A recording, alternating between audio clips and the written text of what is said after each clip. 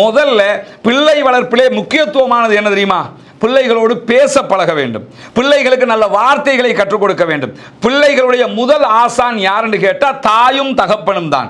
யா புனைய லா துஷ்ரிக் பில்லா, அவர் ஒரு உபதேசம் பண்றாரு. அந்த உபதேசம் இறையச்சத்தை ஒட்டிய உபதேசம். முதலாவது குழந்தைகளுக்கு நம்ம கொடுக்க வேண்டிய அறிவுரையே என்னன்னா, அல்லாஹ் என்றால் யார், அல்லாஹ்வுடைய பண்புகள் என்ன, அல்லாஹ்வுடைய பண்பாடுகள் என்ன. அல்லாஹ் தஆலா உங்களை படைத்திருக்கிறான், அல்லாஹ் உங்களுக்கு உயிரை தந்திருக்கிறான், அல்லாஹ் சுவாசத்தை தந்திருக்கிறான், அல்லாஹ் உணவை தந்திருக்கிறான், நல்ல ஆடையை தந்திருக்கிறான், நல்ல 2 கைகள், 2 கண்கள், வாய், மூக்கு, இப்படி எல்லாவற்றையும் சிறப்பாக தந்திருக்கிறான்.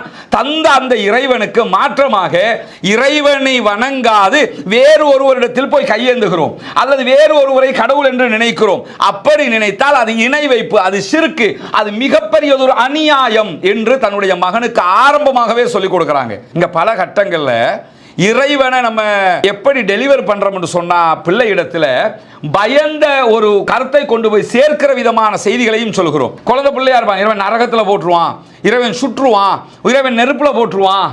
இது தண்டனைக்குரிய பகுதி. அதை விட ஆழமான பகுதி எதுன்னு சொன்னா இறைவனுடைய கருணை, இறைவனுடைய அன்பு, இறைவனுடைய பாசம். அல்லாஹ் எப்படிப்பட்டவன் தெரியுமா? தாயை விட பல மடங்கு இரக்கம் உள்ளவன்.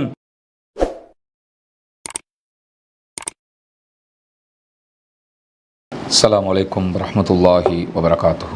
இன்னல் ஹம்தலில்லாஹ் நஹ்மதுஹு வ நஸ்தஈனுஹு வ நஸ்தக்ஃபிருஹு வ நஊது பில்லாஹி மின் ஷுரூரி அன்ஃபுஸினா வ ஸய்யிஆத்தி அமாலினா மை யஹ்திஹில்லாஹு ஃபலா முதில்ல லஹு வ மை யுத்லில் ஃபலா ஹாதிய லஹு. அஷ்ஹது அல்லா இலாஹ இல்லல்லாஹ் வ அஷ்ஹது அன்ன முஹம்மதன் அப்துஹு வ ரசூலுஹு அம்மா பாத்.